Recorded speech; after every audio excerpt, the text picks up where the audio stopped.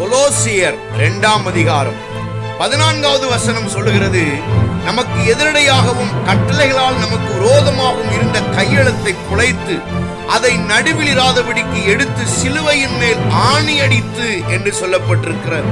பிரியமானவர்களே, உங்களுக்கு விரோதமாய் எழுதப்பட்ட எழுத்துக்களை கர்த்தர் குலைத்து போடுகிறார்.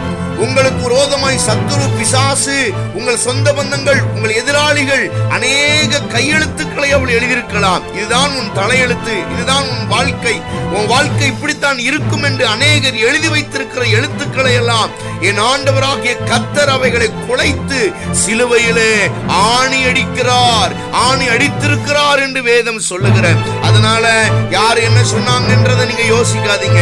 இப்படி ஆயிரும் அப்படி ஆயிரும் சொன்னாங்களே, இப்படி ஆயிருவோமோ, இப்படி பலவீனப்பட்டுருவோமோ, அழிஞ்சு போயிருவோமோ நினைக்காதீங்க. கர்த்தர் சொல்லுகிறார், அவைகள் அனைத்தையும், உனக்கு எதிராயிருந்த வார்த்தைகள் அனைத்தையும் குலைத்து போட்டேன், கையெழுத்தை அழித்தேன், குலைத்தேன். உனக்கு ஒரு பெரிய மாற்றம் என்னவென்றால் சிலுவையில ஆணி அடித்திருக்கிறார். இனி ஆசீர்வாதமான காலங்களை கர்த்தர் உங்களுக்கு வைத்திருக்கிறார். ஆமென்.